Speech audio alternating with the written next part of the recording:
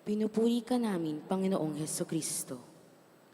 Welcome sa Our Lady of Lasalette Quasay Parish kung saan ayos lang umiyak.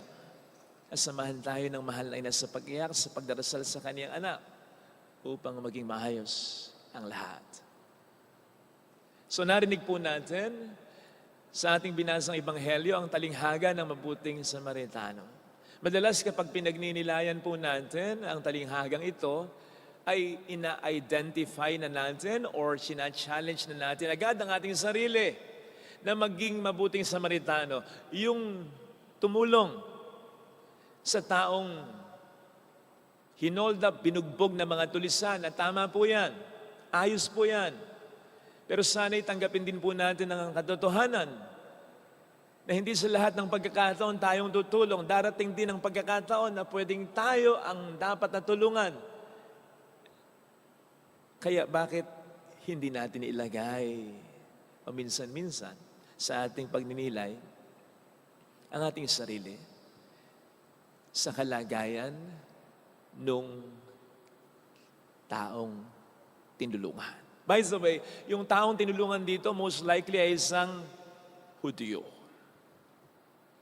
Siya'y tinulungan ng isang Samaritano.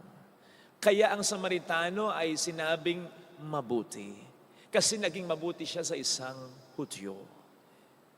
Sapagkat ang mga Samaritano at mga Hudyo dati ay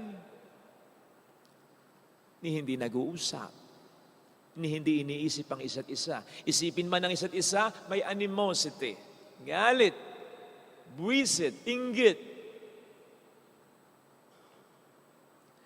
Ang tingin nila sa isa't isa, marumi, kasumpa-sumpa. John 8:48. Sinabi ng mga galit na Hudyo kay Kristo, di ba sinabi namin, Samaritano ka at inaalihan ka ng demonyo? And that's how Jews and Samaritans degrade one another. Iniisip nilang sinasapian o demonyo ang isa't isa. Kaya nga po nakatutuwa dito yung Samaritano na tumulong sa isang Hudyo. Basic lesson, tumulong tayo kahit kanino. Huwag mamimili. Basta't kailangang tulungan. Basic lesson yan ng talinghagang napakinggan. On the other hand, gaya ng sabi ko kanina, nakatutuwa din naman yung Hudyo na tinulungan. Dahil nagpatulong siya dun sa Samaritano. Kaya sa palagay ko, ang sinasabi ng ating Panginoon dito, hindi lang yung tumulong tayo kahit sa mga taong ayaw natin or disgusting para sa atin, kundi tumanggap din tayo ng tulong kahit sa mga taong ayaw natin at disgusting para sa atin.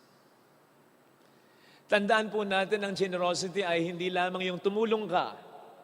Ang generosity ay tumanggap ka rin ng tulong. Sapagkat kapag tayo tumatanggap ng tulong, in-encourage, pinapahintulutan natin, binibigyan natin ng okasyon ng ibang tao na tulungan tayo and therefore upang maging generous para sa atin. And therefore, kung ang height ng generosity ay po pwede natin sabihin yung tumulong ka kahit sa isang taong disgusting para sa iyo. Ang height din naman ng generosity on the other hand ay mag-accept ka ng tulong kahit sa isang taong ayaw mo o disgusting para sa iyo. Sapagkat aminin natin kung may choice tayo, hindi tayo patutulong sa taong ayaw natin. Kahit pa ito'y sincere. Kaya nakatutuwa dito yung Hudyo na nagpatulong sa isang Samaritano. Kaya dito lumalagay ang naging kapwa ay hindi lamang yung Samaritano sa Hudyo. Yung Hudyo ring nag-accept ng tulong ay naging kapwa para sa isang Samaritano. And so we can just imagine, kung totoo yung storyang ito, happy ending ito. Naging BFF siguro yung dalawa, pati ang kanilang pamilya. At least sila at ang kanilang pamilya. Bahala nang mag-away-away yung iba, basta sila close na. At ang kanilang pamilya. And so imagine, yung mga magaganda sanang pwedeng mangyari sa buhay natin. Kung hindi lamang tayo tutulong sa taong kahit disgusting para sa atin, kundi yung mag-a-accept din tayo ng tulong kahit sa mga taong ayaw natin. Lalo na kung feel natin ito ay sincere namang tumulong sa atin. Something na hindi mangyayari kung pairalin natin ang pride natin. Maudlot and worse, hindi na nga po mangyayari. So imagine, nagkasundo na sana kayo ng biyanan mo, ng manugang mo, ng kapatid mo, ng magulang mo.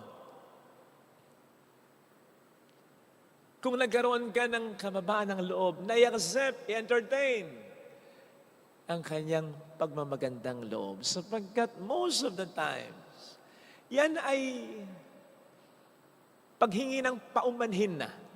Hindi man siya nagsosorry, yung pag-extend niya sa iyo ng help, yung pangungumusta niya sa'yo, kamusta ka na?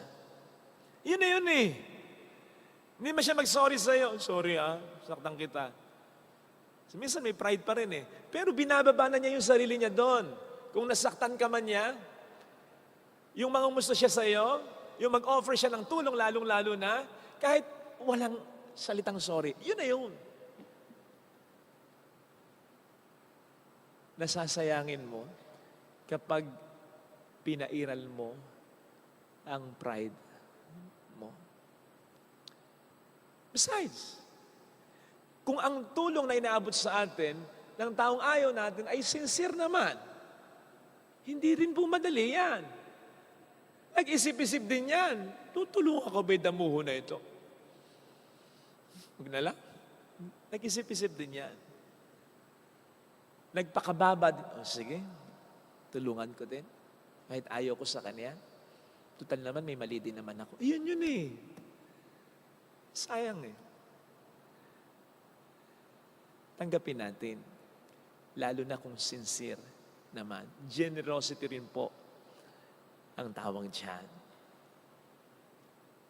Pagpapanumbalik na po sana ng relasyon yan. O hindi man manumbalik gaya ng dati, at least maging okay na kayo. Wala nang galit, wala nang away. Wala nang tikhisan. Nalalala pa kapag pinatagal yan. Ngayon pa man, pwede rin naman natin sabihin, Father, wala naman choice yung Hudyo na tinulungan. Kasi, sabi nga dito, binugbog na at halos patay na ng iwan. So kaya nga yung dumaan na, pare at saka Levita, ala siyang nagawa. Sa loob-loob niya, mga wala kaya ito, ayaw ko tulungan. O habang tinutulungan siya, yung Samaritano, kahit ayaw niya, ala ako magagawa. Juicy ka ba? Mamamatay ka na? This leads us to another lesson. Pero short na lang, very short na lang ang reflection. Na hindi nga po sa lahat ng pagkakataon tayong tutulong. Pwedeng tayo ang dapat tulungan pagdating ng panahon. At po pwedeng kapag tayo ang dapat tulungan pagdating ng panahon, wala tayong choice. Kundi ang tumanggap ng tulong. Kahit pa sa mga taong ayaw natin kahapon. And so be kind to all peoples. Maging mabait tayo sa lahat ng tao. Because the person you take for granted today may turn out to be the same person you will need tomorrow. Ang taong ini-itsipera mo ngayon, ang taong ayaw mo ngayon, ang taong sinasaktan mo ngayon, po pwedeng yan ang tumulong sa'yo pagdating ng panahon. Hindi lamang dahil sinasabi nating bilog ang mundo, hindi. Ang mas dapat nating paniwalaan, ang Diyos ay makatarungan. At bahagi ng pagiging makatarungan ng Diyos, ang ibaba ang mga nagyayabang sa pamamagitan ng mga taong kanilang pinagyabangan.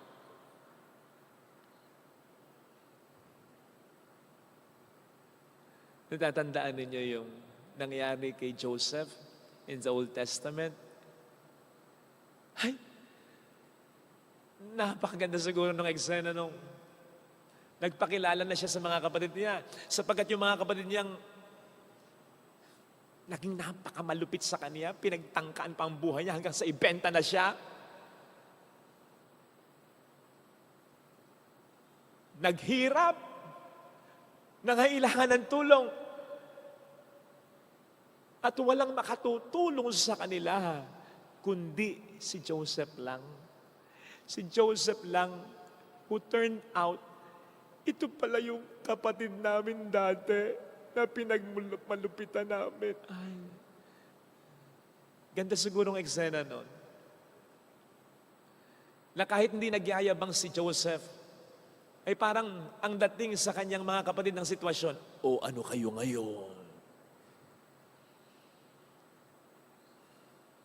Kaya sana, maging mabait tayo sa lahat ng tao. Sapagkat makatarungan ang Diyos. At maging mabait tayo sa lahat ng oras, kahit sa mga taong disgusting para sa atin. Sapagkat yung Samaritano sa Ebanghelyo, hindi naman one time na mabait lang ito, siguradong mabait ito. Kung tunay na buhay ito, siguradong mabait ito. Likas na mabait ito. Araw-araw mabait ito. Galatians 6 verse 9, huwag kayong mapagod, huwag kayong magsawa sa paggawa ng mabuti. Dahil kapag hindi kayo nagsawa, kayo ay aani. At ang isa sa aanihin natin, yung mga taong nagmamalupit sa atin, yung mga taong ayaw sa atin, yung mga taong sinisiraan tayo, darating ang pagkakataon, tayo ang aasahan nila. At kahit hindi tayo magsalita ng masama o mag-isip man ng masama, makapaghihiganti tayo sa kanila. Sa paraan ng Panginoon, hindi sa paraang masama, kundi sa paraan ng makatarong ang Panginoon na mas mararamdaman ng mga nagmalupit sa atin noon ang konsensya, ang panliliit, ang pagsisisi ngayon. Ito sana ang hilingin nating biyaya sa banal na pagdiriwang na ito.